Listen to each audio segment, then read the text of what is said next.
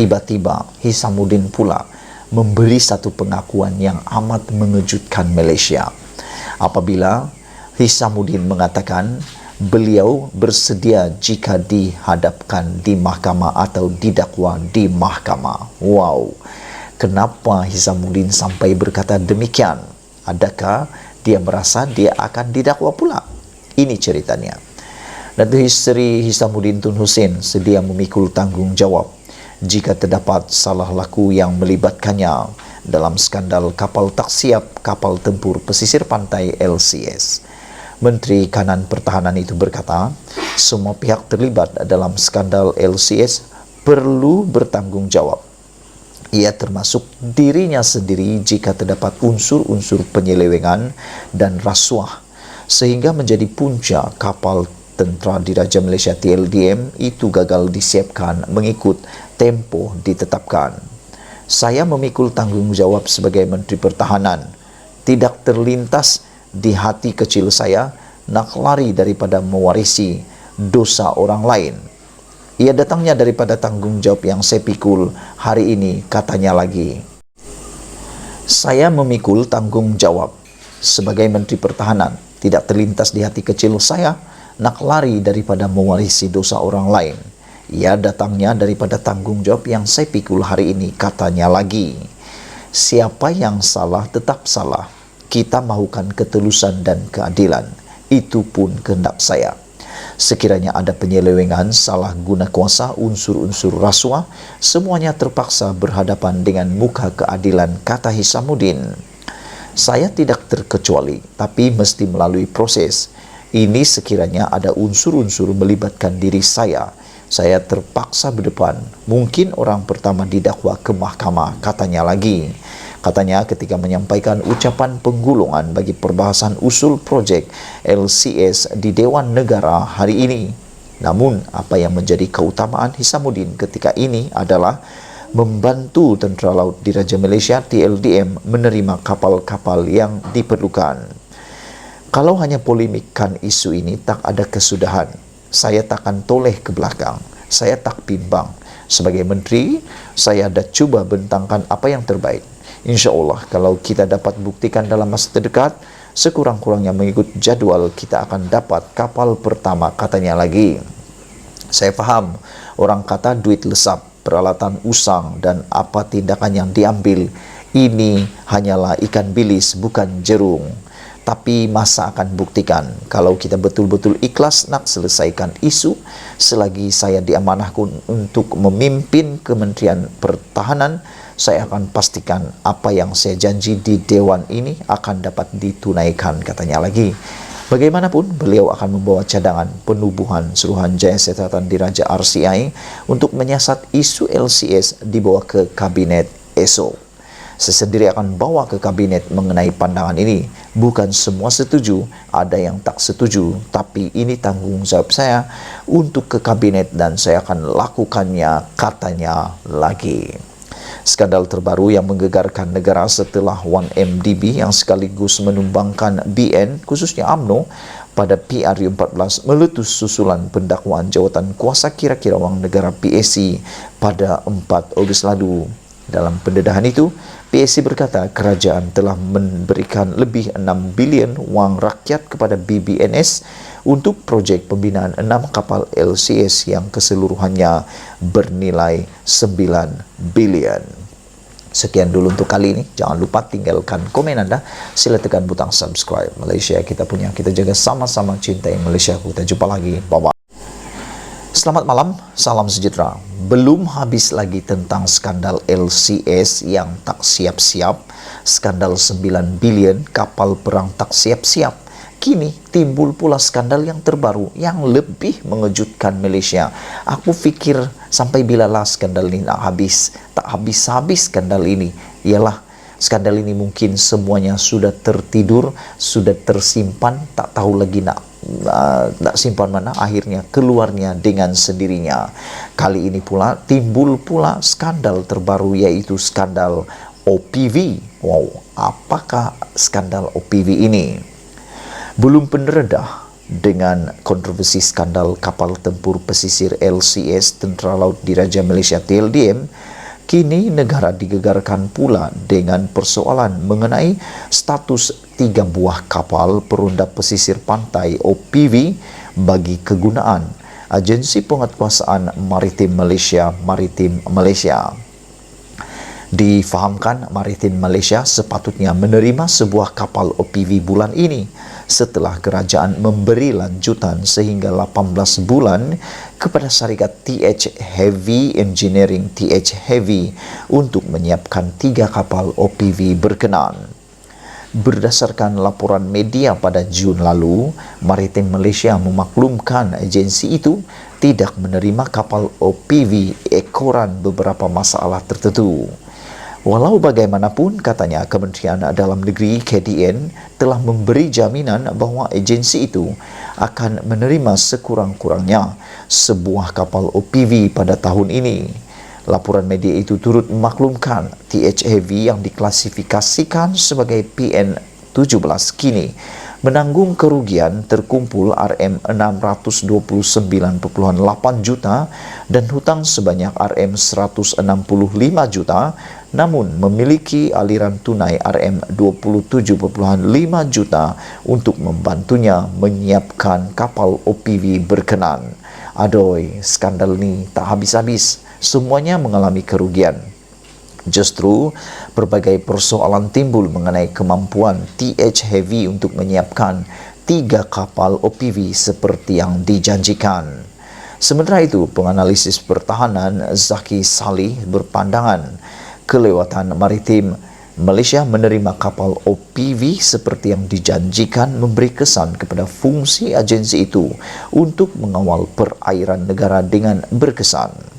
Beliau berkata, aset sedia ada yang sebahagian besarnya sudah usang dan tidak lagi berfungsi dengan baik, sedikit sebanyak mengganggu peranan agensi tersebut dalam meningkatkan pemantauan serta pengawalan perairan, terutamanya daripada pencerobohan nelayan asing. Kebanyakan kapal maritim Malaysia adalah kapal lama bekas kegunaan Polis Diraja Malaysia PDRM dan Tentera Laut Diraja Malaysia TLDM yang sudah berusia hampir 30 tahun hingga 40 tahun. Jadi, kalau ada OPV boleh berlayar lebih lama, sudah pasti dapat mengekang pencerobohan, katanya lagi. Contohnya, bot perunda sedia ada boleh berlayar hanya 4 hari sahaja dan pada hari kelima perlu pulang semula ke pangkalan untuk mendapatkan bekalan. Sudah pasti miss ronda, katanya. Kalau ada kapal induk, mereka tidak perlu pulang ke pangkalan. Walaupun maritim masih boleh berfungsi dengan instrumen yang lain, misalnya helikopter, tetapi kapal OPV ini penting dan sangat diperlukan dalam keadaan sekarang, katanya lagi. Dalam pada itu, Zaki berkata kelewatan pembinaan OPV tidak sepatutnya berlaku kerana TH Heavy telah diberi satu tempoh yang lama untuk menyiapkan kapal-kapal berkenan. Kita tidak mahu berlaku seperti mana nasib TLDM dalam isu kapal tempur pesisir LCS kerana ia amat mendukacitakan. Maritim Malaysia difahamkan amat memerlukan OPV kerana kapal ini besar dan boleh berlayar untuk jangka masa lebih lama kerana fungsinya sebagai kapal induk kepada kapal kecil lain. Kapal-kapal OPV ini merupakan sebagian hasrat kerajaan untuk memperkasakan kedaulatan maritim negara, ujarnya lagi. Itulah dia isu paling hangat malam ini. Belum pun selesai skandal LCS, kini timbul pula skandal OPV. Apa nak jadi kepada pertahanan Malaysia, aku pun tak tahulah. Semoga semua orang yang bertanggungjawab ni cepat-cepatlah dihukum supaya isu ini tidak berulang lagi. Malaysia kita punya, kita jaga sama-sama. Kita jumpa lagi, bye-bye. Selamat malam, salam sejahtera. Isu yang paling menggemparkan Malaysia hari ini bukan sahaja yang melibatkan kekalahan Najib di Mahkamah Persekutuan. 2 kali Najib kalah hari ini. Aku dah ulas panjang lebar tentang hal itu dalam channel ini dan dalam konten terdahulu. Tapi isu yang lebih hangat malam ini juga melibatkan skandal RM9 bilion melibatkan kapal perang LCS Malaysia yang tak siap-siap lagi walaupun telah habis 6 bilion dibayar oleh kerajaan Malaysia. Satu kapal pun tak siap lagi walaupun ramai penyokong-penyokong kepada skandal ini mengatakan bahawa cerita itu bukan kapal halimunan. Memanglah kita nak cerita bukan tentang kapal yang tiada. Kita cerita kapal yang tak siap-siap lagi kerana Mesir sudah menyiapkan kapal mereka dalam masa 29 bulan. Malaysia lebih daripada 10 tahun tak siap-siap lagi. Ditanya kepada Najib apa yang perlu dijawab Najib. Hari ini kita digemparkan apabila Mahkamah Tinggi akhirnya mendakwa orang pertama yang didakwa dalam isu skandal 9 bilion kapal LCS yang tak siap-siap lagi ini adalah melibatkan bekas Panglima TLDM. Apabila telah didakwa di mahkamah hari ini, walau bagaimanapun bekas Panglima TLDM ini mengaku tidak bersalah atas 3 tuduhan CBT. Bekas pengarah urusan Boston Heavy Industry Corp BHIC Tan Sri Ahmad Ramli Muhammad Noor hari ini didakwa menyalahgunakan jawatannya dengan menawarkan kontrak bagi perolehan RM9.3 bilion kapal tempur pesisir pantai oleh Boston Naval Shipyard Sdn Bhd LCS. Ahmad Ramli didakwa di Mahkamah Session Kuala Lumpur atas 3 pertuduhan pecah amanah jenayah CBT mengikut Seksyen 409 Kanun Keseksaan. Beliau mengaku tidak bersalah dan minta dibicarakan. Katanya ketika pertuduhan dibacakan di hadapan Hakim Suzana Hussein. Pihak pendakwaan mencadangkan ikat jamin ditetapkan RM500,000 dan tertuduh menyerahkan pasportnya kepada mahkamah yang dibenarkan oleh hakim. Memetik melemel, Timbalan Pendakwa Raya Datuk Wan Saharudin Wan Aladin mencadangkan perbicaraan bermula pada 24 November yang turut dipersetujui oleh semua pihak. Ahmad Ramli yang juga pengerusi jawatan kuasa pemandu LCS didakwa menyalahgunakan kedudukannya sebagai pengarah BNS dengan menawarkan kontrak kepada syarikat tanpa kelulusan lembaga pengarah.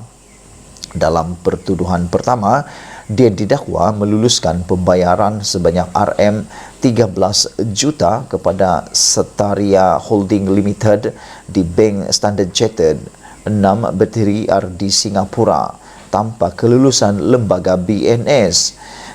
Kesalahan itu didakwa dilakukan antara 26 Julai dan 25 Mac. Bagi pertuduhan kedua pula, dia dituduh meluluskan pembayaran RM1 juta lebih kepada JSD Corporation di Overseas Chinese Banking Corporation Limited di Singapura juga tanpa kelulusan lembaga BNS. Pertuduhan terakhir adalah meluluskan pembayaran lebih kepada RM6 juta lebih kepada South Marine Armada Ltd di Standard Chartered Bank juga di Singapura yang didakwa dilakukan antara 28 Oktober dan 22 November 2010. Ketiga kesalahan ini didakwa dilakukan di Boston Naval Shipyard Sdn Bhd Menara Boston. Jika sabit kesalahan, Ahmad Ramli yang juga bekas Panglima Tentera Diraja Malaysia TLDM boleh dihukum penjara minimum 2 tahun dan maksimum 20 tahun denda dan sebat. Itulah dia rakan-rakan sekalian, menurut PAC, projek itu telah mengalami lebihan kos sebanyak RM1.4 bilion kerana bayaran kerajaan kepada limbungan Tentera Laut Boston tidak digunakan sepenuhnya untuk projek LCS dengan menyatakan bahawa lebihan RM1.4 bilion termasuk 400 juta ringgit yang dibelanjakan untuk membayar hutang lama bagi projek kenderaan peronda generasi baharu. Laporan PAC berkata peralatan yang disimpan dalam gudang simpanan untuk projek LCS dianggarkan bernilai RM1.7 bilion dengan anggaran 15% daripadanya sudah usang. Itu dulu untuk kali ini. Ikuti terus pendedahan sambungan ini. Kita jumpa lagi. Bye-bye.